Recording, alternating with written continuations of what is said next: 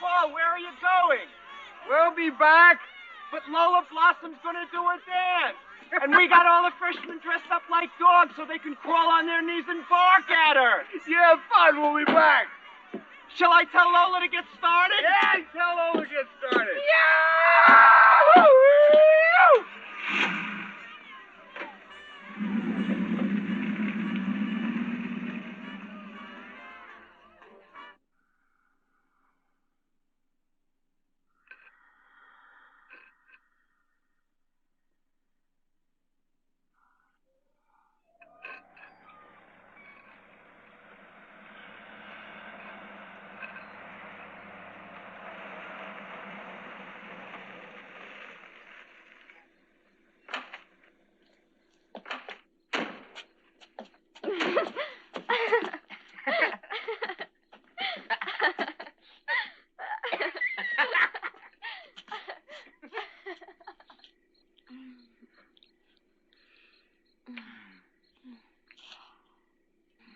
I don't think I'll ever be frightened of graveyards.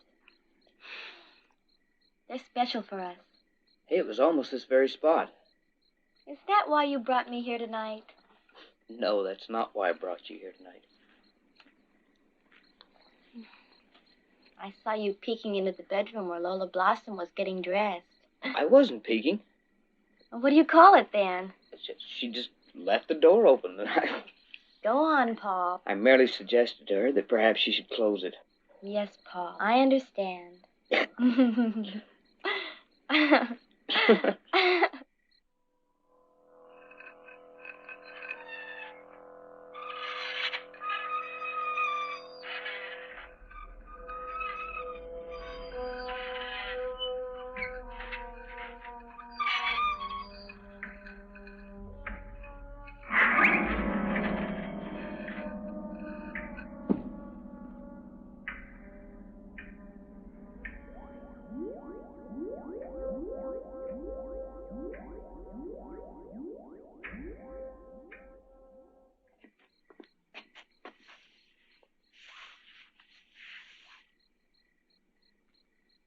Leslie? Oh, Paul, it's beautiful. Will you marry me, Leslie? Yes, Paul. Anytime you want me to. I love you. It was my grandmother's. I've never seen anything so beautiful. You know, the only thing I own is this car, and it isn't even paid for yet. We can move into my folks' summer place anytime we want to. It's boarded up since they died. We can make it livable. And it's only 10 miles from here. What was that? We're not the only two out here.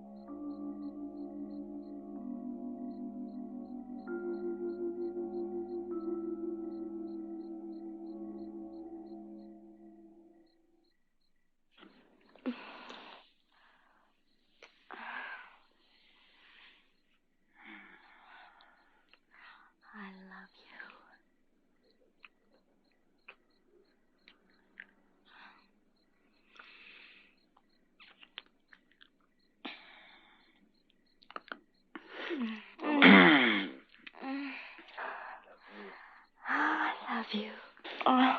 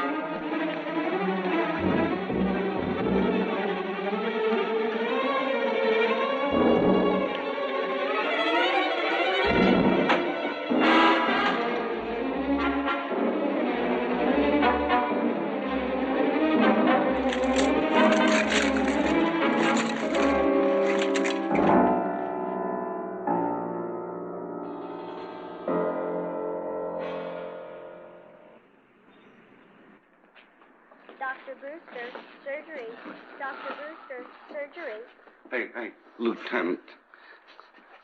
This place gives me the horrors. I am nervous. Is there any way I can have a drink? You'll get your drink, sir. Now just give it to me one more time. I told it to you more than 50 times. Once more, sir.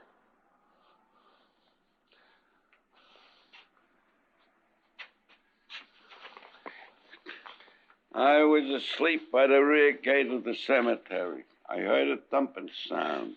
I heard a woman scream. That woke me up. Then I tried to go halfway back to sleep, but the sun was coming out. I couldn't keep my eyes closed. So I got up and walked a bit. And then I saw a dead man. Terrible. And then another man climbing out of an open grave.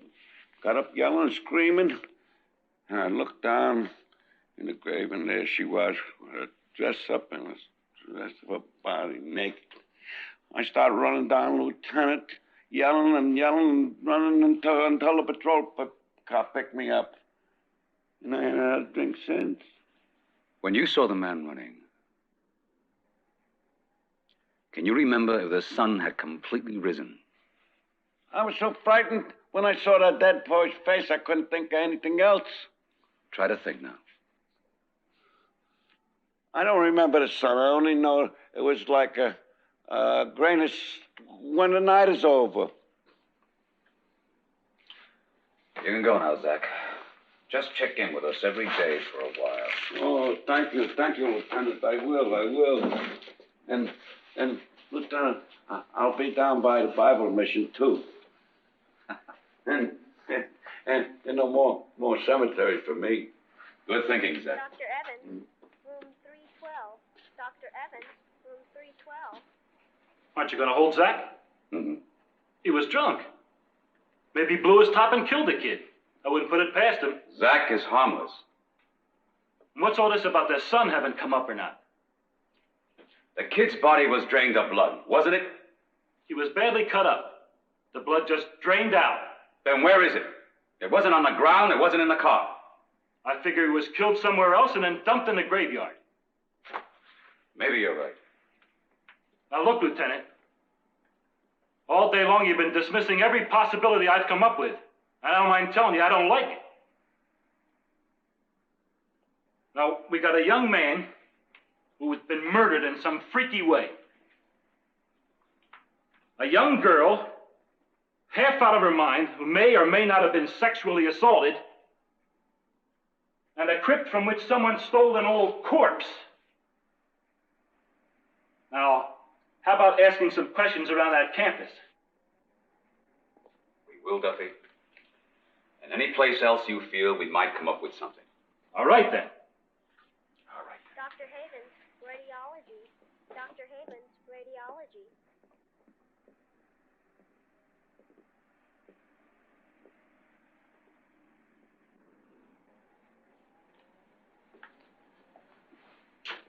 Leslie Hollander was raped, Lieutenant.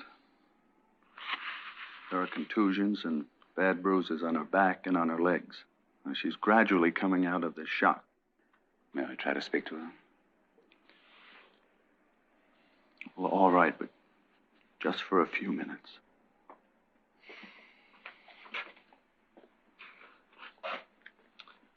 Leslie, there are some gentlemen here from the police to see you.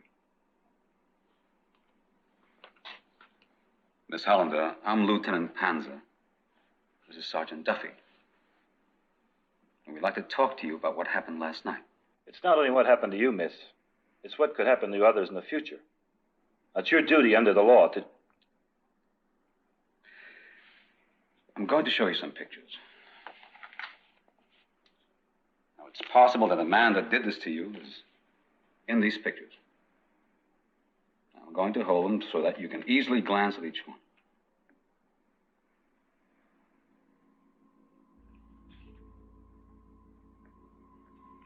Dr. Miller, administration. Dr. Miller, administration. I'll keep on flipping them. And you keep on looking at them. The faces, Miss Holland. The faces. That's a good girl.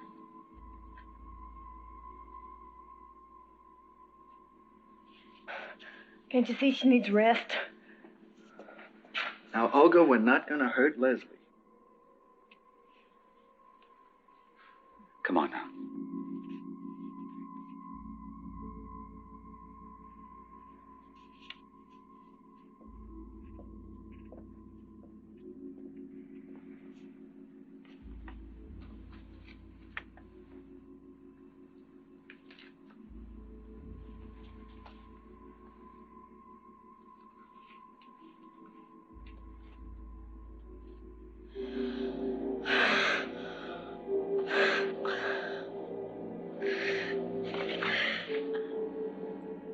Gentlemen, you'll have to leave.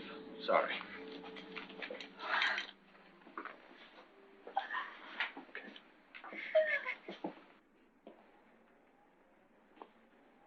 Whose photo was it? The very man whose corpse is missing from the crypt. Caleb Croft. Last arrest, Boston. Rape. Yeah, read it. He escaped the same night they caught him. The chase led through the Boston subway system on foot. He accidentally fell on the third rail, and he was electrocuted. They shipped the body to California and placed it in that crypt. Almost 3 years ago. Just suppose the boyfriend raped her. And just suppose she's trying to give us the runaround. And just suppose the boyfriend committed suicide by running backwards into a gravestone. Lieutenant, you got a great record on the force. You could very easily be up for chief.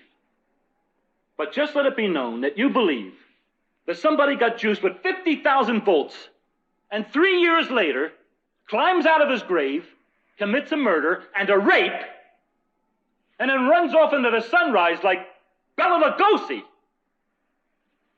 You'll lose your job, your pension, everything. You've convinced me. Like hell I have.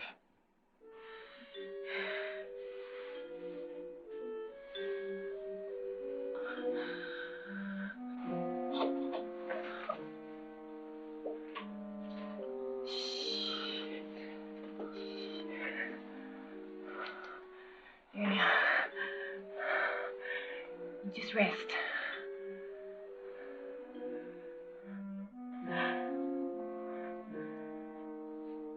Everything will be all right.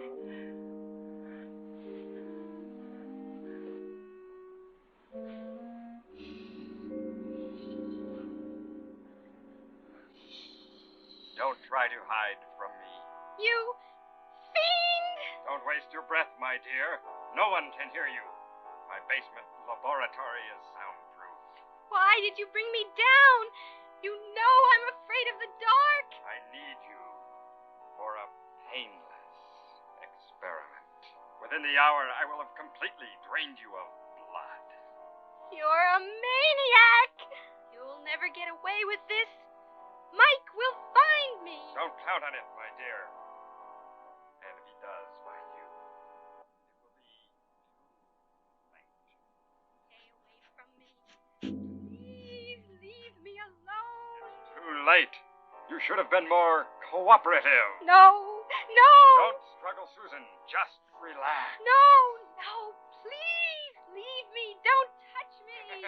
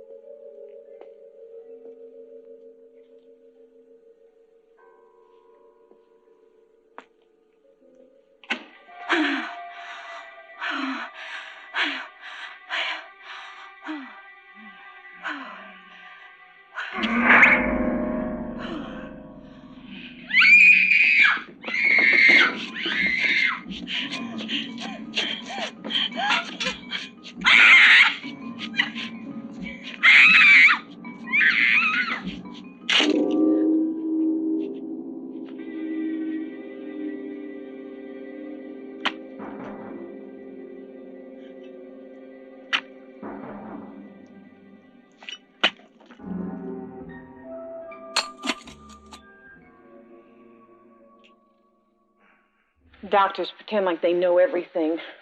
Pills, needles, talk. And the people wither away. The pills help me, Olga. They help you forget you're alive. Olga, I would like to talk to Leslie alone for a few minutes. I've been taking care of Leslie for 24 hours a day, but now I have to leave for a few minutes. It's all right, Olga. My husband died from pills.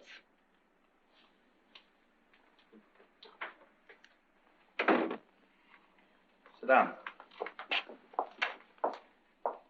The reports are back from the lab, Leslie. No doubt, you're pregnant. A baby. Paul's baby. Leslie, listen to me. I'm asking that you have an abortion. Why? Leslie, what's growing inside of you isn't alive. Your body is nourishing it, giving it blood and oxygen. But when it leaves your womb, it'll be dead. There must be some mistake. There's nothing wrong with my baby. I'm healthy, and Paul was healthy. You don't know everything. Olga was right. Leslie, I've been your doctor most of your life. Now, there's no mistake. What's inside your womb isn't a human being. It's a parasite. It'll drag you down and it'll kill you. Now, we must take that parasite out of you. My mother used to bring me here.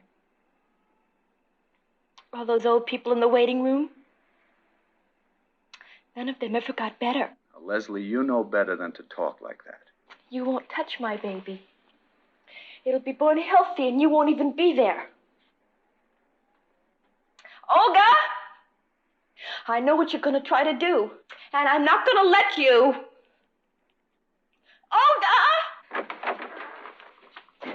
Olga, take me away from here. We're not going to see any more doctors. Come on, baby. Leslie, please. Come on now. Leslie!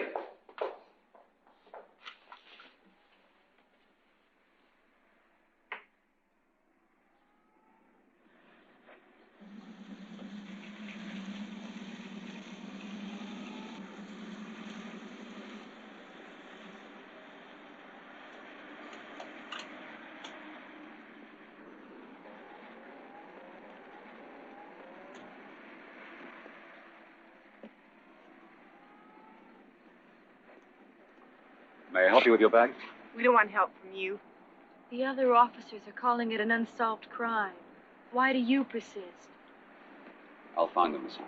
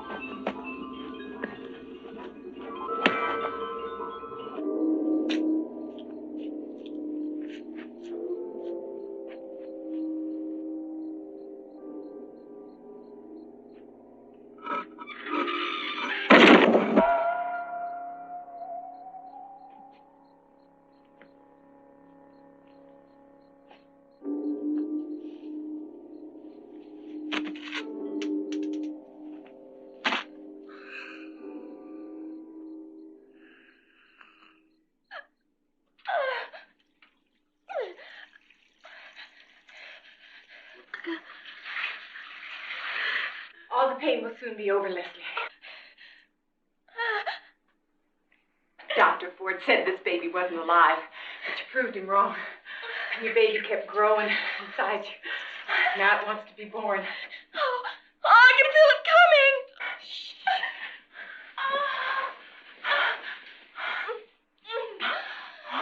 All the pain and misery. Them doctors wanted to rip this baby from inside you. Shh. It's coming now, Leslie.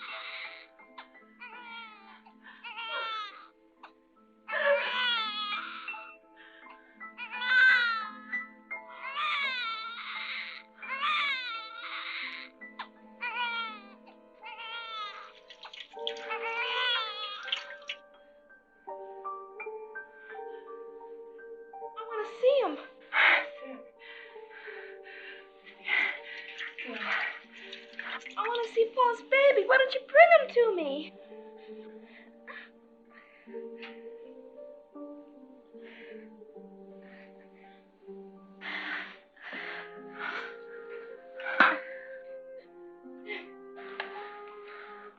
Oh, look at his little hands move. Yes. Why is he so gray? I've never seen a baby with such a color before. Maybe we should call Dr. Ford. No. He'll be all right. We'll make him well and strong. Oh. Oh.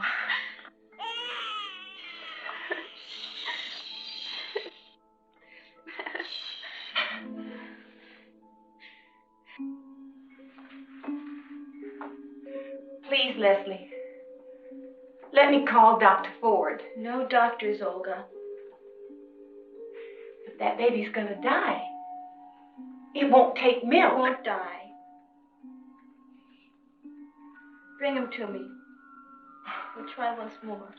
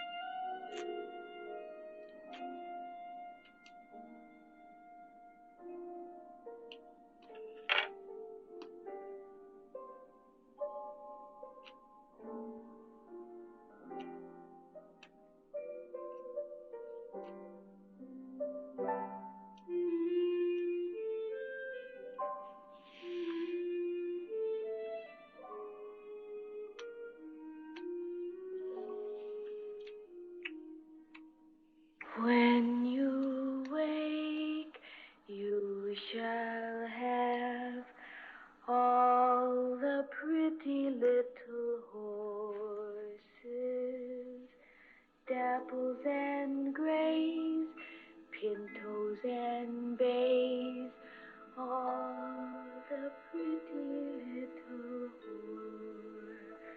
horses.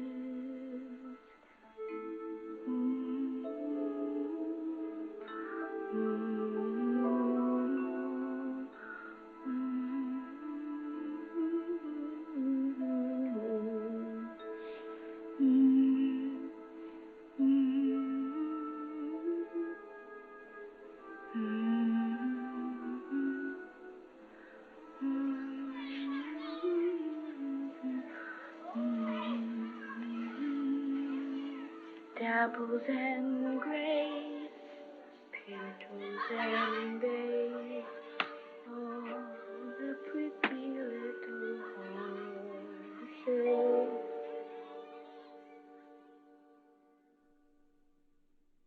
My mother found it difficult to tell me that I wasn't like other children. I could never share life with whole human beings. I slowly learned that the thing that raped my mother and fathered me was no living, feeling man, but a malignant force, a cancer, that refused to be destroyed. It wasn't only her blood that my mother gave to keep me alive. Her youth and her own life were sucked up into the syringe that fed me. I came to hate Caleb Croft for creating me in his image and for using my mother as a spawning ground for his evil. I'm determined to destroy him. I've tracked him from country to country to the colleges and universities where he finds a fresh young blood he craves. Luck or an animal's sense of danger keeps him always one step ahead of me. But the circle is closing. Soon I'll meet my father face to face. Soon I'll have him where I want him.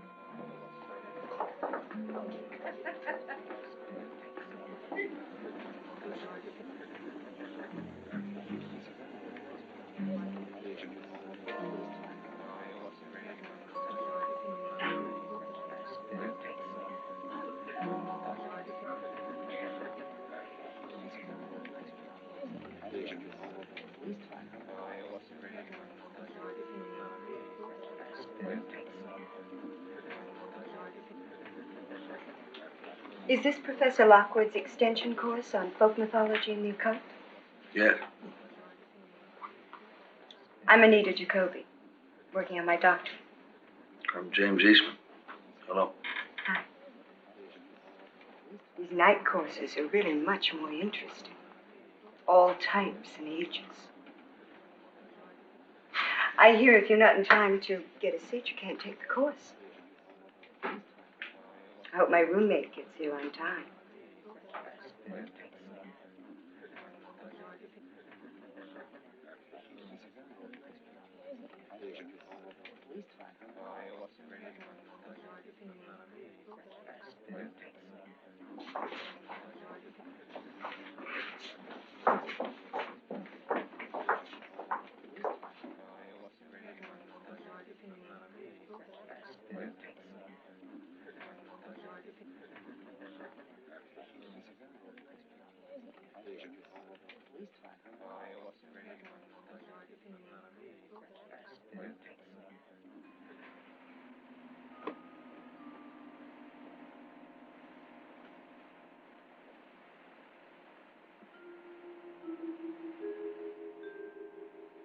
Sarah. Sarah.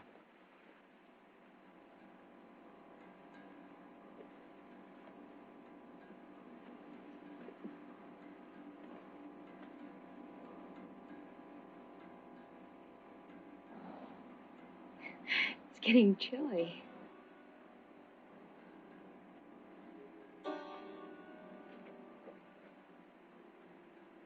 I have a place we can go to.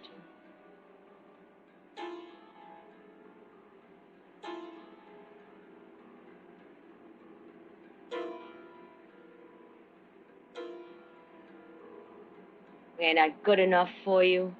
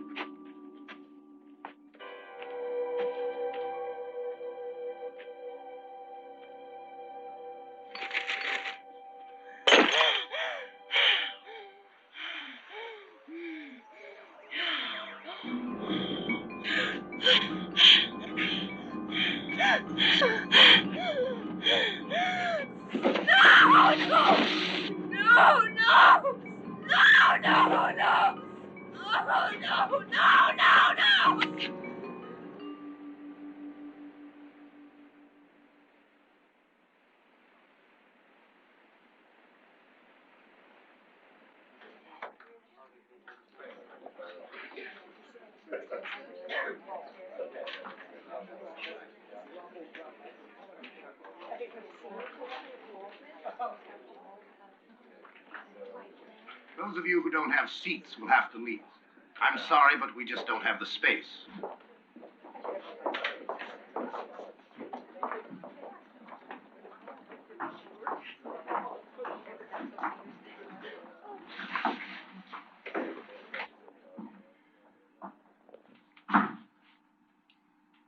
I know that some of you are lawyers, teachers, bored housewives with nothing better to do with their evenings.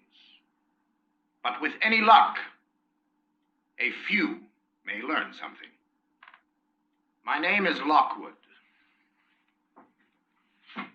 Professor Adrian Lockwood.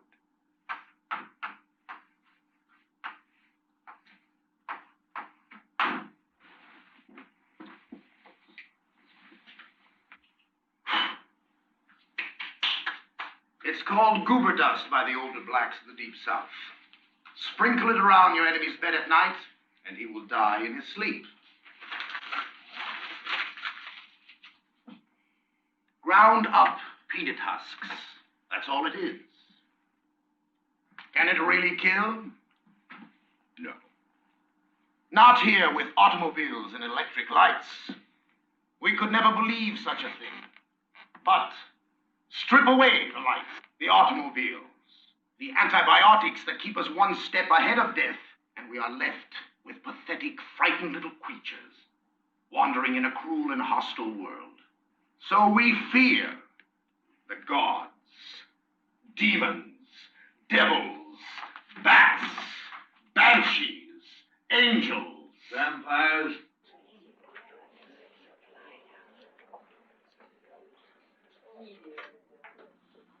Yes, as a matter of fact, vampires. It is those answers born out of fear, that we are here to study. It's interesting that you should all turn out here tonight in overflow numbers. Is it that, like primitive man, you're still filled with fear? With a nameless dread that you cannot shake? Death. Who are you? Anita Jacoby.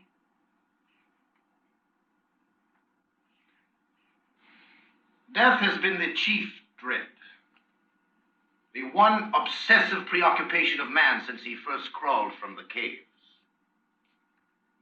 Of all the animals, only man is aware that as surely as he was born, he will someday die. The individual who can inflict death has the complete respect of the other man. They are in awe of him. Death is also very beautiful. Some loved ones we have seen in death never looked more peaceful, more serene. What is your name? Anne Arthur. I'm an instructor in English literature. I'm sorry if the subject frightens you. Sure no one holds you responsible, Professor. Ah, the voice interested in vampires. Yes. I plan a paper on Charles Croydon. Charles Croydon is not generally known. Perhaps you would care to share your knowledge with the rest of the class. Thank you. He was a 17th century English nobleman. It is said that he and his wife were vampires. They were hunted by the Church of England. They sought refuge in a small Puritan settlement in Massachusetts. Freudian was responsible for a series of gruesome murders near Salem. His wife was, in fact, burned as a vampire in 1846. But Freudian was never found. Then if we are to accept the traditional legend that vampires can only be killed by the ritual of the wooden stake through the heart, Charles Croydon must still be alive today. But why must he hide? A vampire with all the awesome, terrible power of Satan. All the black arts at his command. Why must he be forced to scurry like a frightened rat? But as a vampire, what choice would he have? He would have to protect himself against the anger of righteous people. You would think the man's personality would compel him to stand up. To terrify all the puny mortals around him. And not to hide in dark holes behind assumed names. Like Caleb Croft. Who's Caleb Croft? Even I know the answer to that one, Professor. Well, let us hear it. Caleb Croft was a murderer and a rapist. Accidentally electrocuted in the late 30s. His body mysteriously disappeared. And a police officer believing Croft to be a vampire was found near Croft's burial place. Dead. Drained of all his blood. These facts are all published in a book that links Caleb Croft and Charles Croydon. What book is that? Let me see. Oh, yes, it's called The Mysteries of New England. But there weren't many copies made. You seem very interested in the Croft case, Professor. Yes, I am, Mr. Eastman. James Eastman. Mr. Eastman, if you remain in the class long enough, you too may develop an interest, more than you bargained for.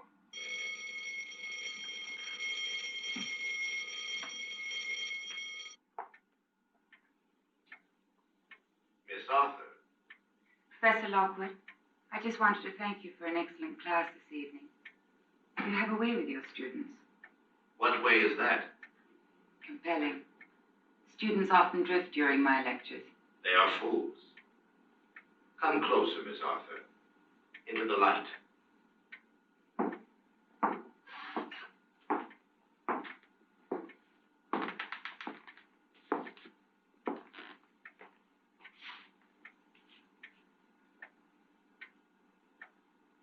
You did not come here to discuss your students, Miss Arthur.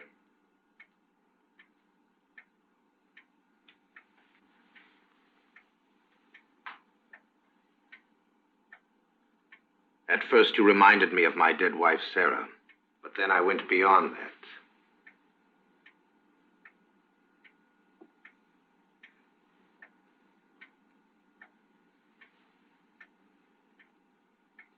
No artist could capture such grace. Forgive me if I seem to be compelling. That quality is inspired by you. Please, Professor Lockwood. I feel very helpless at this moment. I'm sorry. Perhaps another time, another place. I would just like to leave here now. You're free to leave. No tricks. No goober dust. My work's the most important thing to me. I know.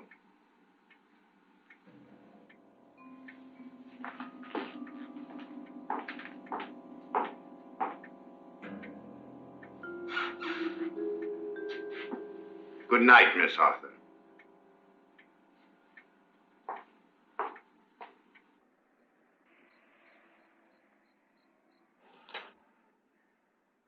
That's all, sir. Closing time.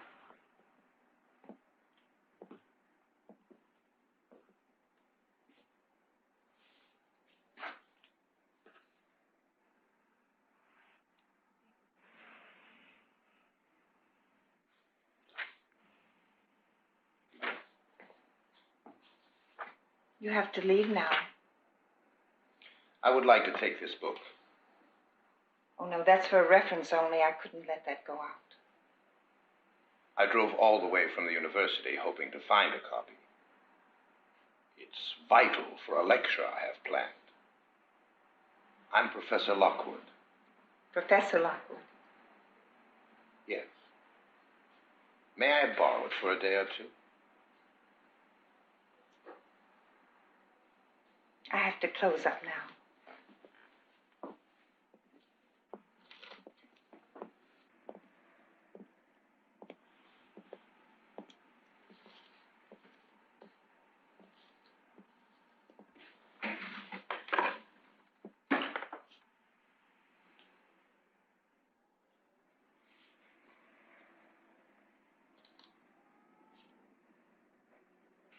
You have lovely hair, Mrs.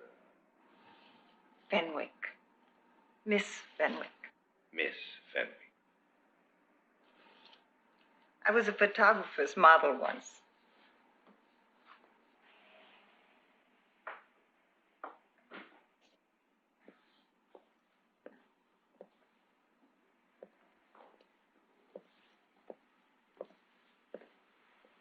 You'll have to leave now.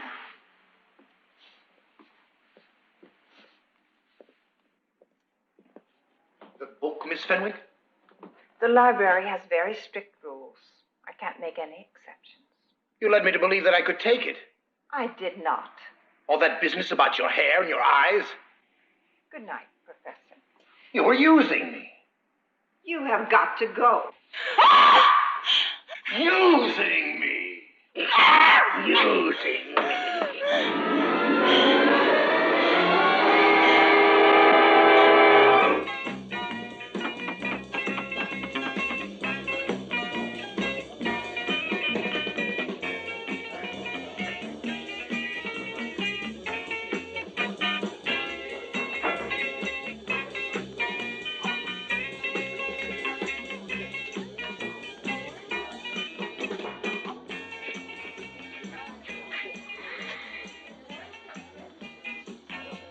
Thanks for coming.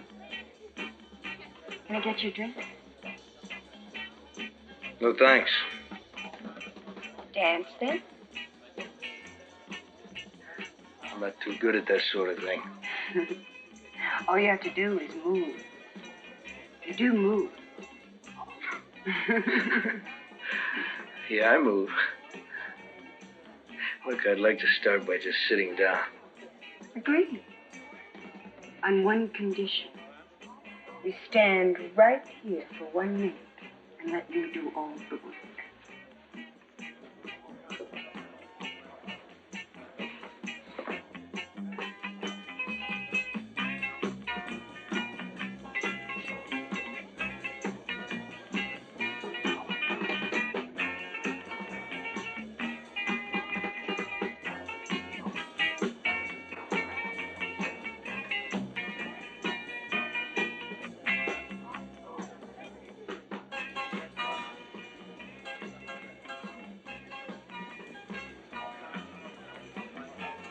I don't get you. There's nothing to get. James is playing heavy tonight. It's all right. I'll go any route you want. I want to show you something.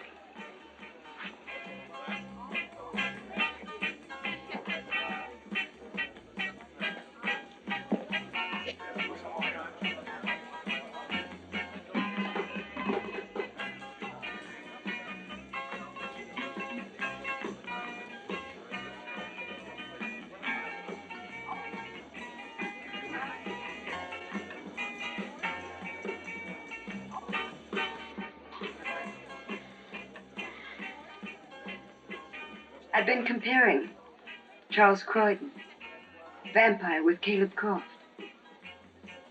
I agree with T.J. Boyd. They're one and the same.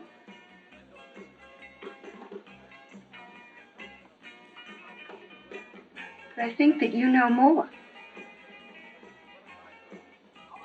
Or Professor Lockwood knows more. Or you know something about each other.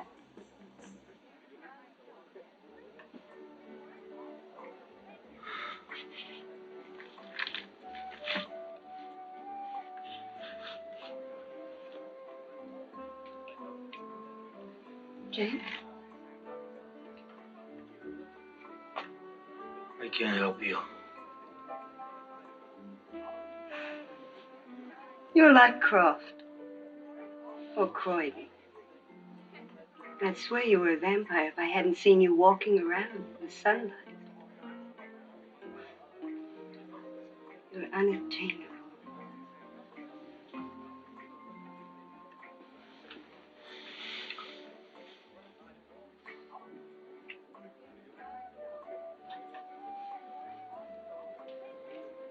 I do turn you off.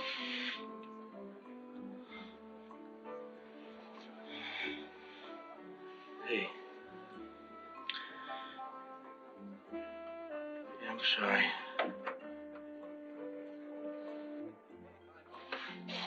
Oh, Anne. I'm sorry about all this. We played some records and called some people, and now we got a thing going here. Oh, it's just that I'm so tired, that's all. Professor Lockwood wear you out? Sounds as if you've been hearing some gossip. You and Professor Lockwood were together after class, that's all. We were. He was deeply affected by the death of his wife, Sarah. It seems I resemble her.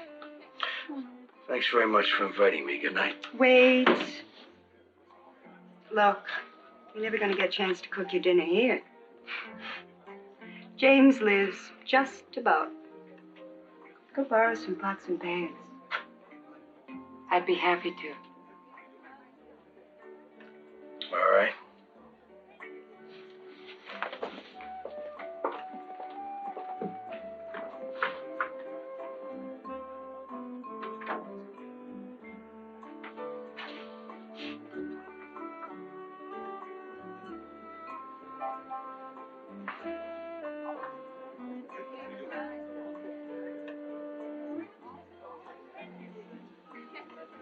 Sarah.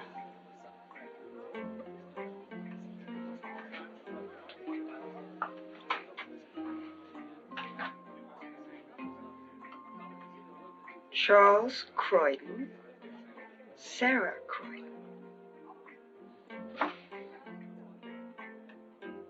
Caleb Croft. Croydon. Croft. Lockwood.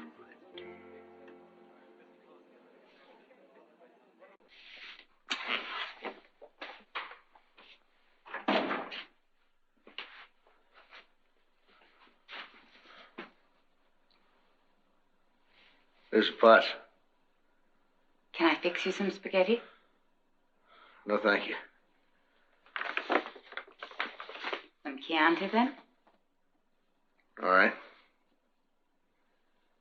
Do you have a corkscrew? Yeah.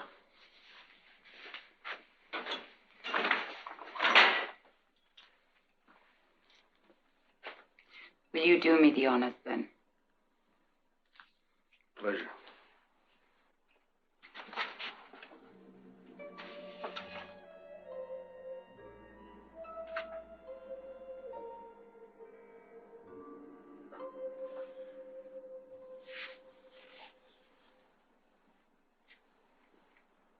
Do you have a dog or a cat?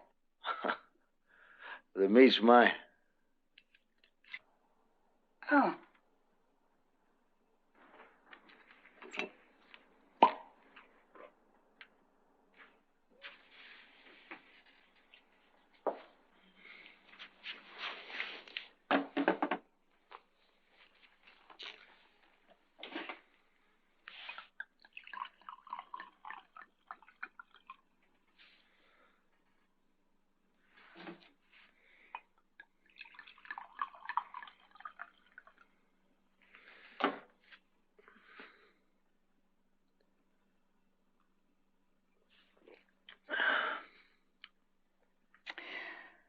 I guess the next logical question is, how come we're not 20 years old and playing the bongo drums downstairs? Sorry, I'm embarrassing you.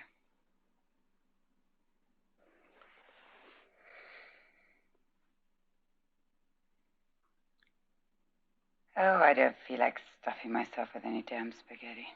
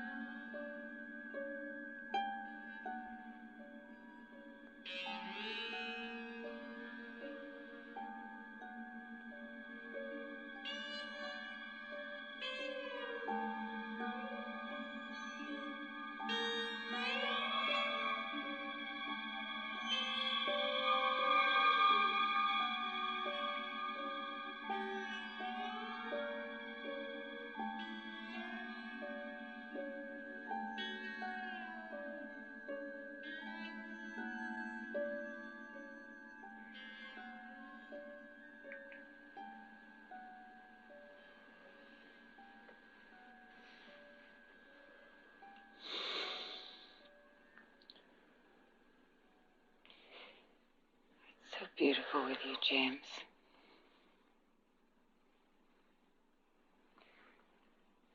I hope you don't think I'm always so aggressive. I don't.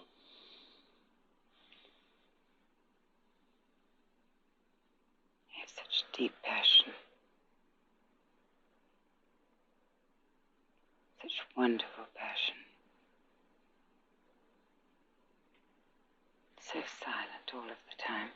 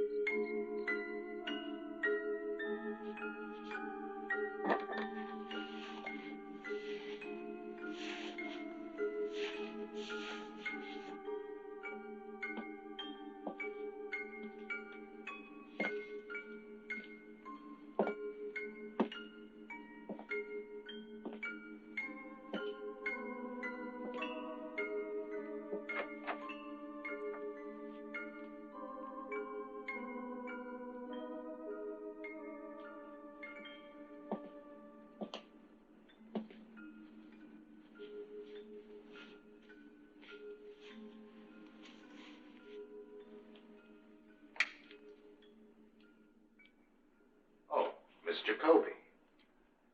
I hope you're not disappointed. Anne isn't here. I suspect she's spending the night with James Eastman. How interesting.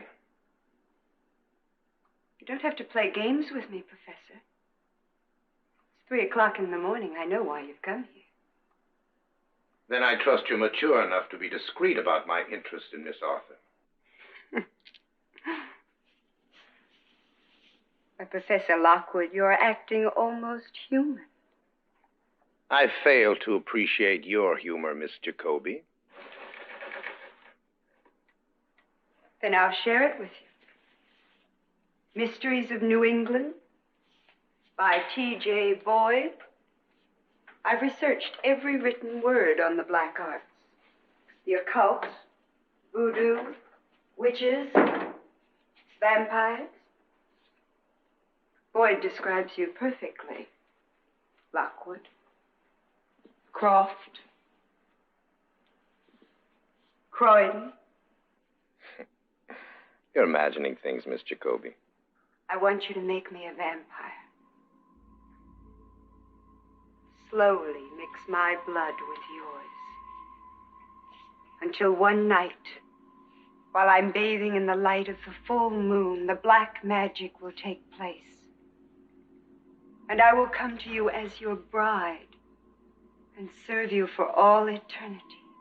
And if I were Croft or Croydon, the idea of a companion for all eternity, the relationship would become a bit stale, don't you think? I pride myself on my imagination. Entertainment would be kept in constant flow. I could scream now and the halls would be filled with people. You would be dismissed just for being here at this hour. But I won't scream.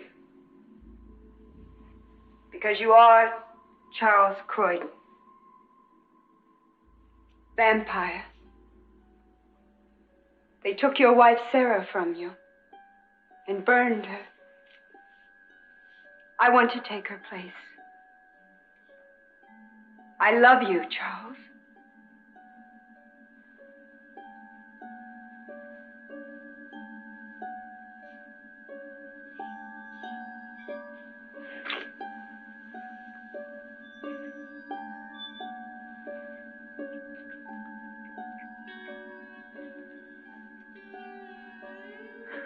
Please take me, Charles. Take me.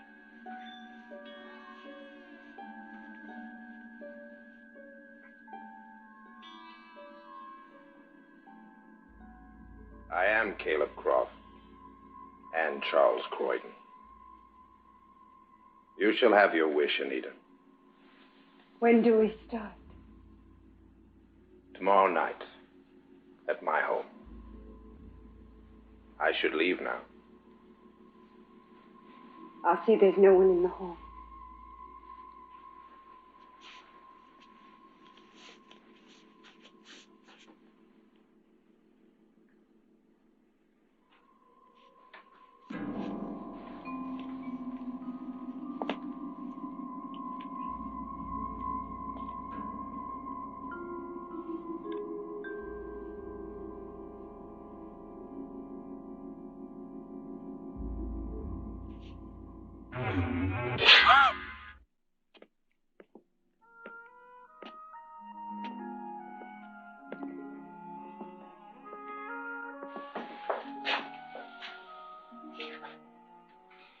I don't expect you to act in any particular way.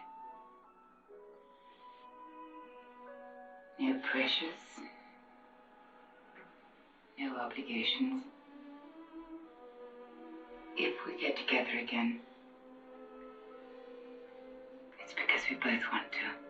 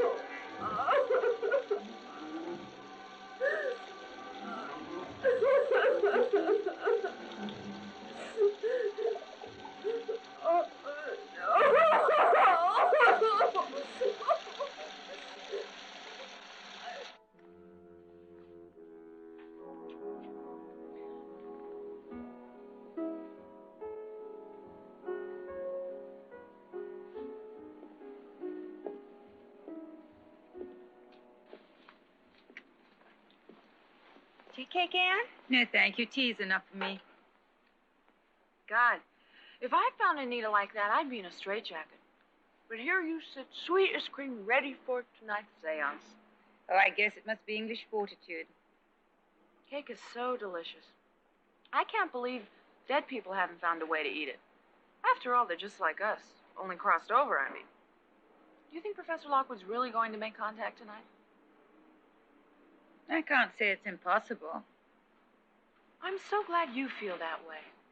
Sam says I'm too emotional about these things. But nobody could accuse you of being too emotional. Well, I didn't mean it like that. I'm sure you can be very emotional when you want to be. It's just that you're usually so cerebral. But me, I'm a mystic. Sam says I eat too much to be a mystic, but look how fat Buddha was. Is Sam inside? Yes. He's still poking around. I'll die if Professor Lockwood comes back and finds him looking under rugs for loudspeakers and hidden wires. Find anything? The house seems legit. But to afford it, he's got to be a syndicate bagman at least. It's going to be genuine, I know it. Look, Carol, just because I couldn't find anything doesn't mean it's not here. Sam, don't spoil things tonight. I promise not to smoke, drink, or use abusive language. I came here for a spook show, and I'll cooperate. But that doesn't mean I have to believe it. You know, Carol's been 3 inches off the ground ever since Anita and that librarian got it. Both bodies drained of blood. It must have been a vampire. Look what I bought. Me, Carol Moskowitz. I put my trust in a .45 automatic. But you promised to go along. Okay. Mine is not the reason why. Mine is just to do or die.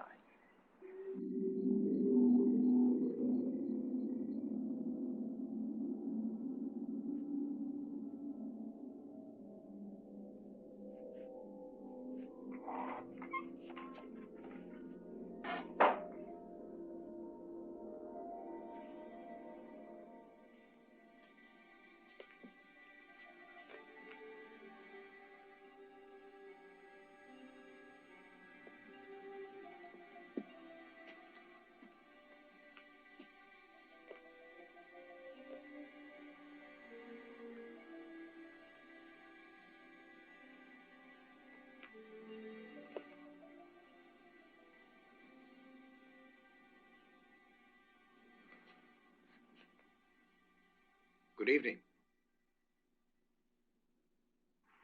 I took the liberty of dismissing the servants. Their very presence in the building could be distracting. You make a groovy medium, Professor. It is not I who will be the medium. Who then? Anne. Why Anne? Because it is you who is most qualified. Oh, yes. If you remember our conversation one evening after class. I remember. I was testing your ability to submit to suggestion, as I have tested each one of you. And I have found you to be the most developed of all my students. I don't believe a word of it, Professor. Passion in any direction is welcome here. I promise you, Sam, that if you just try to cooperate, you will have a total experience this evening. You can't ask for any more than that, Sam. No. We will all sit at the table. Miss Arthur? You will sit here.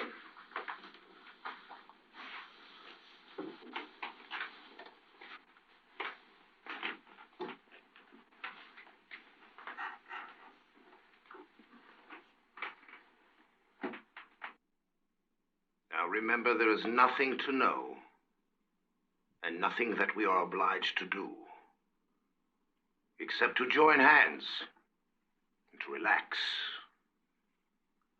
Relax.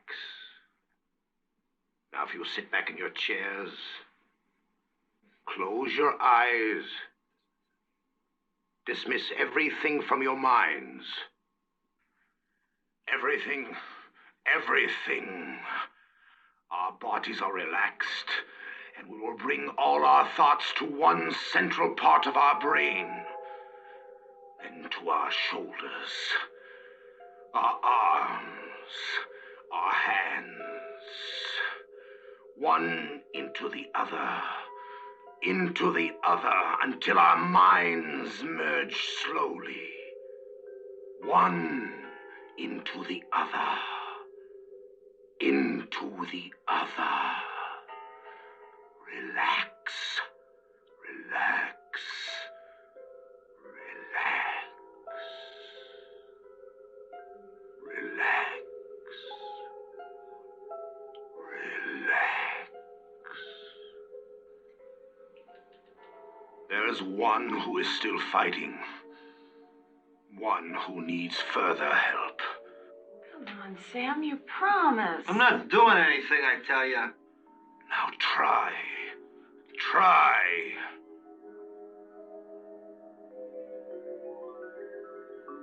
That's better now. Sarah. My wife, Sarah. Anne is here with us all. She is ready to receive you now. Take her, Sarah. Your mind and her body with me through all eternity. Sarah. Sarah. Sarah failed you, Charles. You're mine now. That's Anita's voice. I've crawled the floors of hell to face you, Charles. Anita, tell us the truth about Caleb Croft and Charles Croydon. It was you fighting me. You calling Anita. Anita, tell us about Croft, Croydon, and Lockwood. The same man, the same vampire. I love you, Charles. A moment more and I shall become Anne. To serve you for all the nights of all time. You will not possess Anne's body. Too late, Charles, too late. I'm here now with all of you. Fight her, Anne. Cast her out. Fight, Anne. Fight. No, Anne. Submit to me. He'll murder you as he did me. James was right, Anne. Lockwood is the vampire. All of you. Professor Lockwood is the vampire. Anne, look at me. Look into my eyes.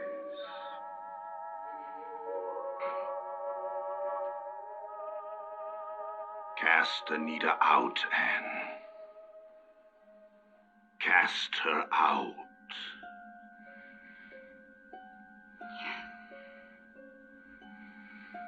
Yes.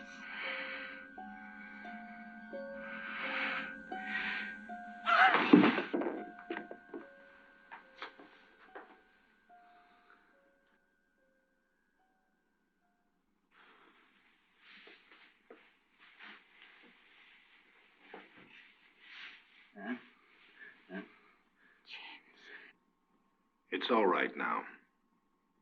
Anita is gone.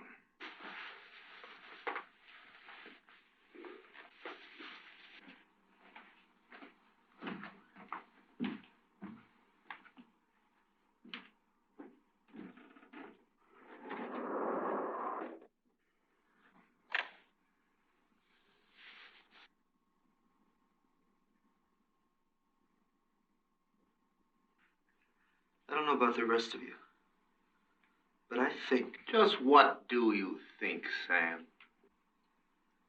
I think either you're a vampire or Anne is a marvelous actress and voice impressionist. And that the both of you staged this whole thing for the effect. And just how effective would you say it was? It was damn effective. But you're not worried that I'm a real vampire? Or that I'm going to kill all of you in this room? I'm not worried. Is anybody else worried? I'm not afraid. I even left my crucifix upstairs.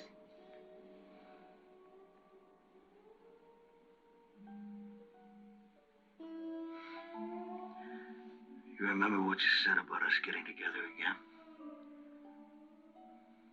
It's because we both want to. Yes. Well, I want to.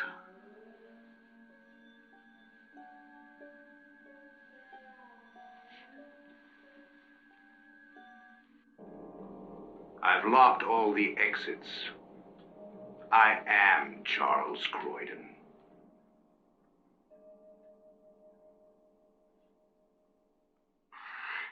This is ridiculous. Come on, Letitia. Let's get the hell out of here.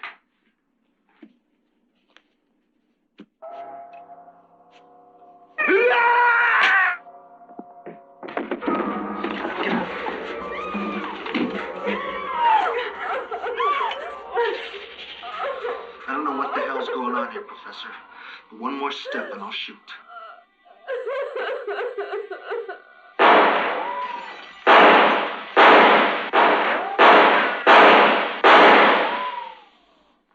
Stay here.